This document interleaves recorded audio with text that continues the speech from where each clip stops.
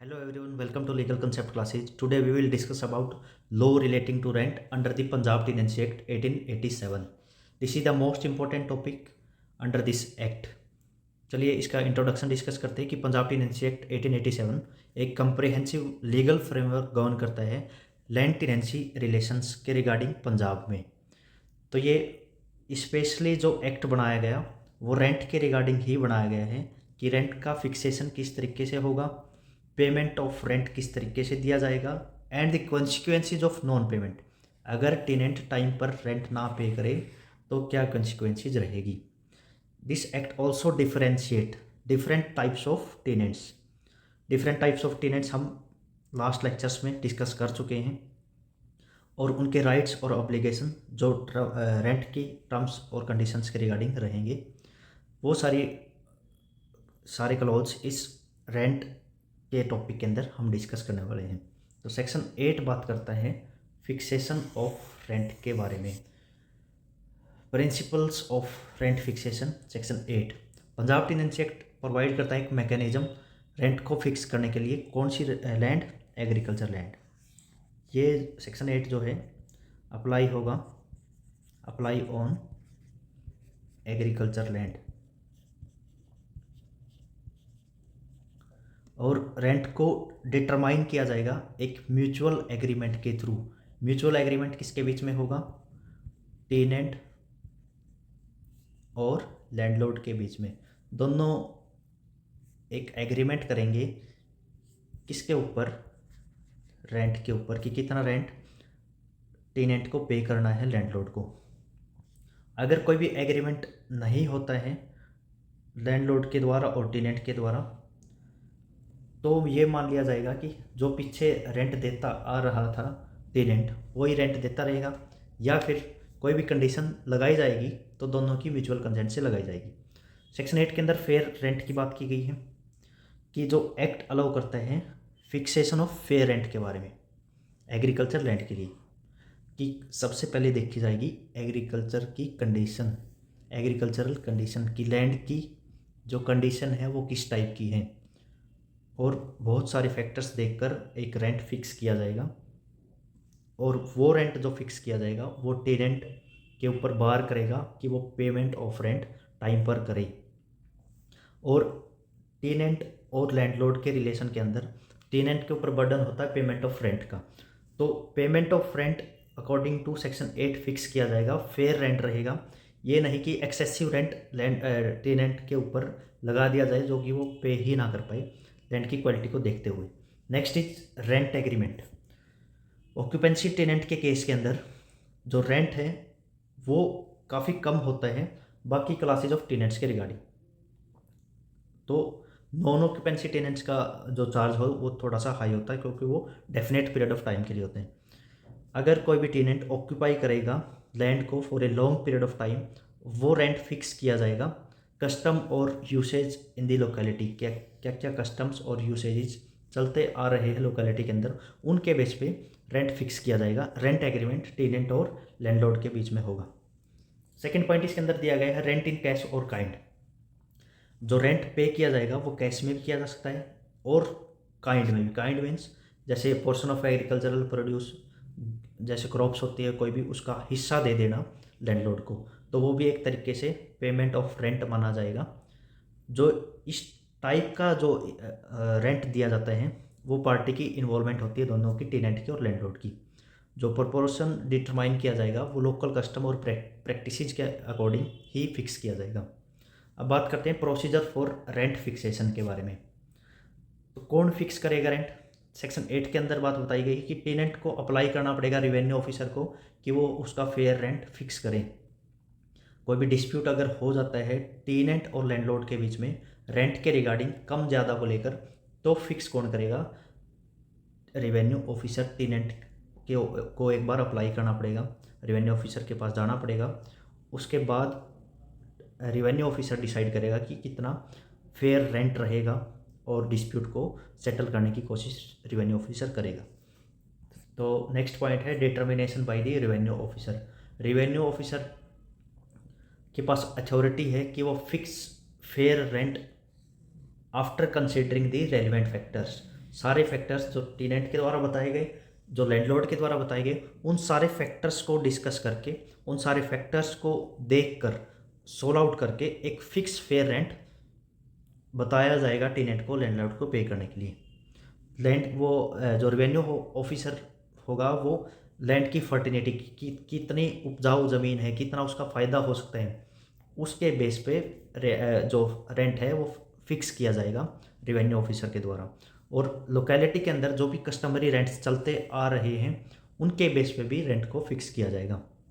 और थर्ड जो बात रहेगी फिक्स रेंट फिक्सेशन की, वो कैपेसिटी देखी जाएगी टेनेंट की कि टेनेंट की कैपेसिटी क्या है, इकोनॉमिक कैपेसिटी क्या है पे करने की रेंट को। नेक्स्ट है इसके अंदर section 30 payment of rent. Mode बताई गई है और टाइमिंग बताई गई है कि किस तरीके से किस टाइम पर रेंट की पेमेंट होगी। Time and manner of payment section 13 के अंदर कि रेंट जो पे किया जाएगा वो रेंट जो है टिपिकली पे किया जाएगा at the time of harvest और during the agreed upon intervals, यानी कि 6 मंथ्स के इंटरवल के अंदर रेंट पे किया जाएगा, या फिर जब फसल निकलती है, हार्वेस्ट किया जाता है फसल का, तब रेंट पे किया जाएगा। वो डिपेंड करेगा टेनेंसी एग्रीमेंट के नेचर के ऊपर। नेक्स्ट पॉइंट है इसके अंदर पेमेंट इन कैश और प्रोड्यूस। हम पहले भी डिस्कस कर चुके हैं कि रेंट को काइंड ऑफ सर्विसेज और कैश के अंदर पे किया जा सकता है, जैसे कि एग्रीकल्चर प्रोड्यूस को प्रोपोर्शन करके या उसका डिस्ट्रीब्यूशन करके। वो एग्रीमेंट के ऊपर ही डिपेंड करता है कि किस टाइप का एग्रीमेंट लैंडलॉर्ड और टेनेंट के बीच में है। कुछ केसेस में देखा जाता है कि जो लैंडलॉर्ड होता है वो रेंट को रिसीव करेगा in the form of share of crop, यानी कि फसल का जो भी प्रोडक्शन होगा उसका शेयर ले लेगा टेनेंट से, तो कैश में देने की उसको ज़रूरत नहीं है। अब कुछ ऑब्लिगेशन लगाई गई है टेनेंट के ऊपर रेंट को पे करने की। जो टेनेंट है उसको पेमेंट टाइमली मैनर के अकॉर्डिंग करनी पड़ेगी।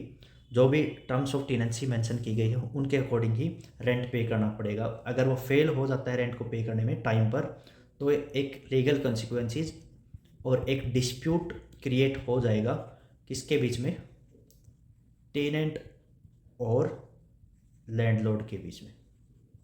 ठीक है जी। नेक्स्ट पॉइंट है consequences of non payment of rent section 11 and 14। जो भी एग्रीमेंट हुआ टेनेंट और लैंडलॉर्ड के बीच में पेमेंट ऑफ रेंट को लेके, उस टाइम के ऊपर अगर टेनेंट रेंट पे नहीं करता तो क्या क्या कॉन्सिक्वेंसेज रहेगी। एक सीरियस इशू रहेगा इस एक्ट के अंदर कि टेनेंसी के अंदर टेनेंट अगर पेमेंट ऑफ रेंट टाइम पर ना करे तो लीगल कॉन्सिक्वेंसेज बताई गई हैं। इजेक्टमेंट ऑफ टेनेंट सेक्शन 11 के अंदर अगर टेनेंट फेल हो जाता है रेंट को पे करने के लिए, एक यूजुअली 3 साल का टाइम पीरियड होता है ऑक्यूपेंसी टेनेंट के अंदर, और नॉन ऑक्यूपेंसी टेनेंसी के अंदर वो time period definite time period होता है। अगर उस टाइम पर टेनेंट पे नहीं करेगा तो लैंडलॉर्ड के पास राइट है इजेक्टमेंट का। वो सूट फाइल करेगा रेवेन्यू कोर्ट के अंदर इजेक्टमेंट ऑफ टेनेंट के रिगार्डिंग। इजेक्टमेंट एक प्रोसेस होता है जिसके थ्रू लीगली रिमूव किया जा सकता है किसको, टेनेंट को, किस रीजन से, नॉन पेमेंट ऑफ रेंट के रीजन से। Next arrears of rent. अगर टाइम पर रेंट नहीं पे किया गया तो लैंडलॉर्ड के पास राइट है recover the arrears through legal actions. Revenue officer can enforce the recovery of arrears of rent bye attaching and selling the tenants movable property. यानी कि 5 साल के लिए कोई भी लैंड दी गई जिसमें 5 लाख रुपए फिक्स किए गए कि 5 लाख रुपए पर ईयर देने हैं। अब 25 लाख रुपए बनते हैं टोटल, जिसमें से टेनेंट ने सिर्फ 20 लाख रुपए ही पे किए लैंडलॉर्ड को। अब बचते हैं 5 लाख रुपए, तो 5 लाख की रिकवरी कैसे की जाएगी। रेवेन्यू ऑफिसर क्या करेगा, अटैच कर देगा प्रॉपर्टी को या फिर सेल कर सकता है टेनेंट की मूवेबल प्रॉपर्टी को उस 5 लाख की रिकवरी के लिए। नेक्स्ट है limitation for recovery of rent. जो recovery of arrears of rent है एक लिमिटेशन पीरियड के अंदर आता है। अगर लैंडलॉर्ड 3 साल के अंदर अंदर रिकवरी का सूट फाइल नहीं करेगा तो वो अपना रिकवरी का राइट खो देगा। लीगल रूप से वो अब अपने पैसे जो है रिकवर नहीं कर सकता। अब फर्दर क्या क्या कंसिक्वेंसेज है टेनेंट के regarding. Penalty for non payment section 11, अगर टेनेंट बार बार रिपीटेड और कंटिन्यूस मैनर में पेमेंट नहीं कर रहा तो टेनेंट में B liable to pay a penalty in addition to the arrears of rent. Next is right of landlord to increase rent section 8। कुछ cases में टेनेंट की अगर फेल हो जाता है रेंट को पे करने में और वॉयलेट करता है टेनेंसी टर्म्स को, तो लैंडलॉर्ड के पास ये राइट है कि वो इंक्रीज कर सकता है रेंट को और स्ट्रिक्ट कंडीशंस लगा सकता है लैंड के ऊपर। नेक्स्ट इज सेक्शन 15, रेंट की रिकवरी। रिवेन्यू ऑफिसर का रोल रहेगा इसके अंदर, रेंट की रिकवरी के अंदर, कि रिवेन्यू ऑफिसर क्या क्या एक्शन लेगा अगर टेनेंट रेंट को पे नहीं करते हैं। तो सबसे पहला एक्शन रहेगा रिवेन्यू ऑफिसर का, अटैच द टेनेंट्स प्रॉपर्टी। दूसरा, टेनेंट्स की जो भी क्रॉप्स होगी उस लैंड से उनको सेल कर देंगे या फिर मूवेबल प्रॉपर्टी को सेल कर दिया जाएगा। अगर ज़रूरत पड़ी तो उसकी लैंड को भी सेल किया जा सकता है for the recovery of rent. Next is rent for land held by tenant at will. ऊपर बात की जा रही थी ऑक्यूपेंसी टेनेंट की, अब tenant at will. Tenant at will means एक म्यूचुअल अंडरस्टैंडिंग, म्यूचुअल एग्रीमेंट के थ्रू टेनेंट को कोई भी लैंड दी गई है, एक लीज एग्रीमेंट के थ्रू, एक फॉर्मल लीज एग्रीमेंट के थ्रू कोई भी लैंड दी गई है और वो पेमेंट ऑफ रेंट नहीं कर रहा टाइम पर, तो ये एक लैंडलॉर्ड का राइट बनता है कि वो किसी भी टाइम बिना किसी नोटिस के उसको हटा सकते हैं। Next is rent amount for tenant at will. The rent for such tenant is determined by the landlord and can vary at the description of landlord. जो रेंट डिसाइड किया जाएगा वो लैंडलॉर्ड की डिस्क्रिप्शन के ऊपर डिपेंड करते हैं। अगर फिर भी टेनेंट फेल हो जाता है रेंट को पे करने में, तो राइट टू टर्मिनेट, लैंडलॉर्ड के पास राइट टू टर्मिनेशन, टेनेंट को बाहर निकालने का राइट है इमीडिएटली बिना किसी नोटिस के। नेक्स्ट बात करते हैं rent under special provision for non agriculture land section 19। Non agriculture land के लिए टेनेंसी, पंजाब टेनेंसी एक्ट के अंदर स्पेशल प्रोविजंस बताए गए हैं, उसकी पेमेंट बताई गई है, जो कि कमर्शियल लैंड्स और जो स्पेसिफिक यूज के लिए लैंड होती है उनके रिगार्डिंग। तो आज के लेक्चर में हमने लॉ रिलेटिंग टू रेंट के बारे में डिस्कस किया कि पेमेंट ऑफ रेंट किस तरीके से होगा, कैसे डिसाइड किया जाएगा फिक्सेशन ऑफ रेंट, अगर पेमेंट टाइम पर नहीं की जा सकती तो क्या क्या एक्शन लिए जा सकते हैं, रेवेन्यू ऑफिसर का क्या रोल रहेगा, लैंडलॉर्ड का क्या रोल रहेगा, टेनेंट का क्या रोल रहेगा। तो आज के लेक्चर में इतना ही, मिलते हैं नेक्स्ट लेक्चर में। Thanks for watching legal concept classes.